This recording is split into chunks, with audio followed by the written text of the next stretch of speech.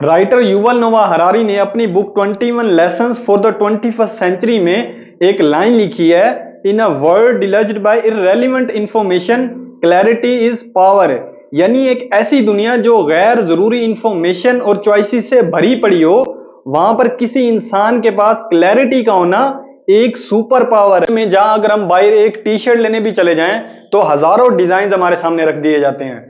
एक सेलफोन लेने के लिए भी जाएं तो बीसीओ ब्रांड्स आ जाते हैं हमारे सामने।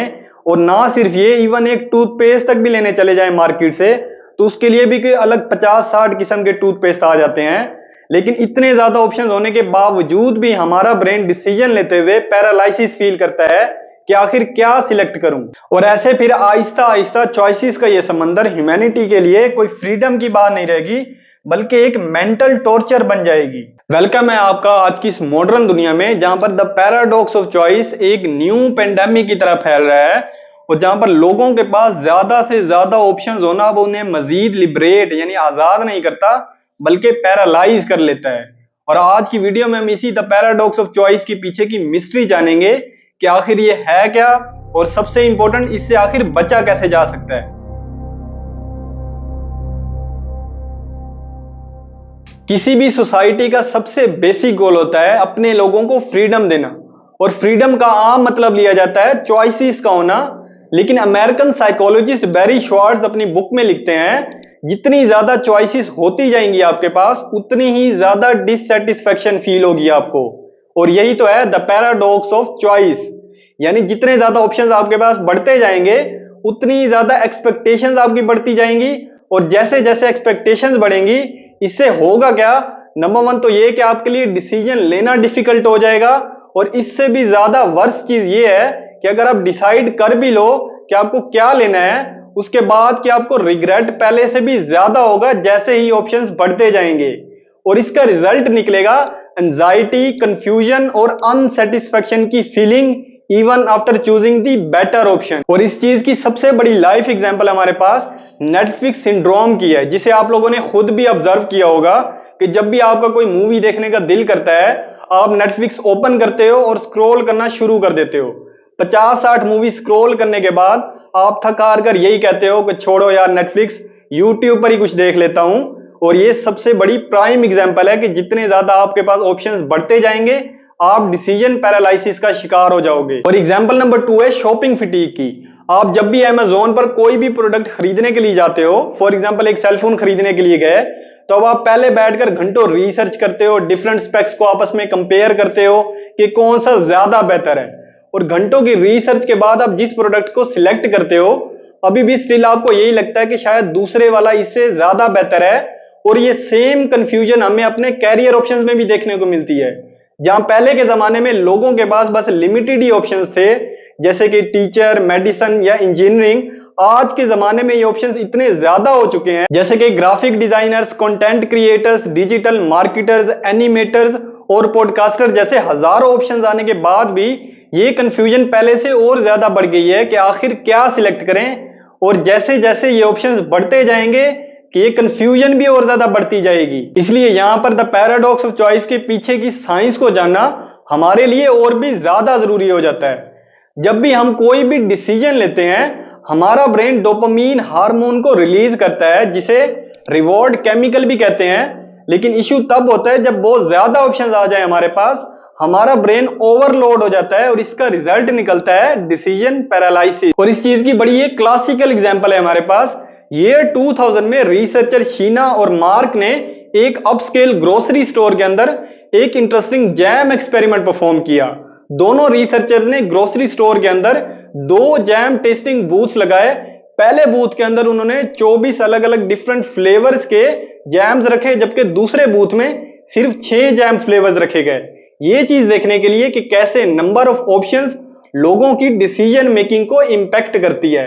और जब रिजल्ट्स देखे गए वो बहुत ज्यादा इंटरेस्टिंग थे। पहला बूथ जिसके अंदर 24 डिफरेंट फ्लेवर्स थे, उसने अपनी तरफ 60% कस्टमर्स को अट्रैक्ट किया, जबकि जो दूसरा बूथ है जिसमें सिर्फ 6 जैम्स रखे गए थे, उसने अपनी तरफ 40% कस्टमर्स को अट्रैक्ट किया। लेकिन कहानी में ट्विस्ट तब आता है जब हम एक्चुअल परचेज को देखते हैं। पहला बूथ जो था जिसमें 24 फ्लेवर्स थे, उसने 60% कस्टमर्स को तो अट्रैक्ट किया, लेकिन 60% में से जस्ट 3% लोगों ने ही जैम खरीदा। जबकि जो दूसरा बूथ था जिसमें 6 जैम फ्लेवर्स रखे गए थे, उसने अपनी तरफ 40% कस्टमर्स को अट्रैक्ट किया और उन 40% में से 12% ने जैम खरीद लिया। अब इस एक्सपेरिमेंट से हम एक बात तो कंक्लूड कर ही सकते हैं कि जितने ज्यादा आपके पास ऑप्शंस बढ़ते जाएंगे उतने ज्यादा ही आप डिसीजन पैरालिसिस का शिकार हो जाओगे। यानी इन शॉर्ट जितनी कम चॉइसेस होंगी आपके पास उतने ही ज्यादा एक्शन लोगे आप, और जितनी ज्यादा चॉइसेस होंगी उतने ही कम एक्शन लोगे, क्योंकि जितनी ज्यादा चॉइसेस आपके पास बढ़ती जाएंगी आपके ऊपर प्रेशर भी ज्यादा क्रिएट होना शुरू हो जाएगा सही ऑप्शन चूज करने का। और इसके अलावा आप फियर ऑफ मिसिंग आउट यानी फोमो का शिकार हो जाओगे, और अनफॉर्चुनेटली अगर आपने गलत डिसीजन ले लिया तो आप खुद को ब्लेम भी और ज्यादा करोगे। और इस चीज को सिंप्लीफाई करने के लिए साइकोलॉजिस्ट बैरी श्वार्ट्ज ने अपनी book the paradox of choice में डिसीजन मेकर्स की 2 मेजर टाइप्स बताई हैं। पहली टाइप है मैक्सिमाइजर्स। अब इस टाइप में वो सब लोग आते हैं जो हर डिसीजन में अपने लिए बेस्ट से बेस्ट ऑप्शन चूज करना चाहते हैं, और इसका रिजल्ट निकलता है घंटों की रिसर्च, एंजाइटी और डिसीजन लेने के बाद भी दिल में एक रिग्रेट रहना। जबकि जो दूसरी टाइप है वो है सेटिस्फाइसर्स की।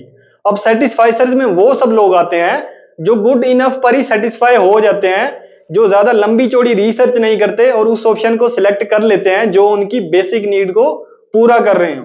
और इसका रिजल्ट निकलता है फास्ट डिसीजन, लेस एंजाइटी और ज्यादा हैप्पीनेस। अब आयरनी की बात यहां पर यह है कि मैक्सिमाइजर्स अपने लिए बेस्ट से बेस्ट ऑप्शन सिलेक्ट करने के बाद भी कम सेटिस्फाई रहते हैं, जबकि दूसरी तरफ सेटिस्फाइजर्स अपने लिए एक एवरेज ऑप्शन सिलेक्ट करने के बाद भी ज्यादा खुश रहते हैं।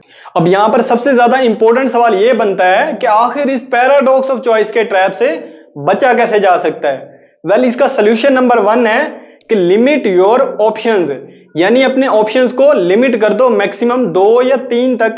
फॉर एग्जांपल अगर आपने एक सेलफोन लेना है तो मैक्सिमम 3 मॉडल्स को शॉर्टलिस्ट करो और बाकी सबको इग्नोर कर दो।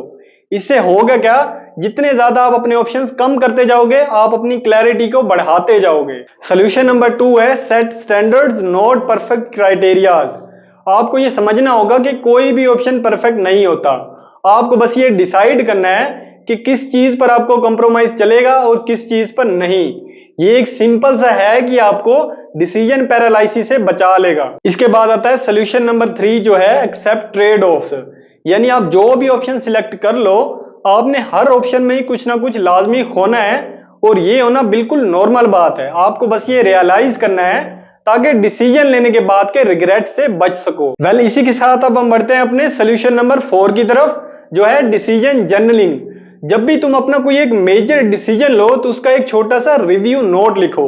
इस टेक्निक को डिसीजन जर्नलिंग कहते हैं।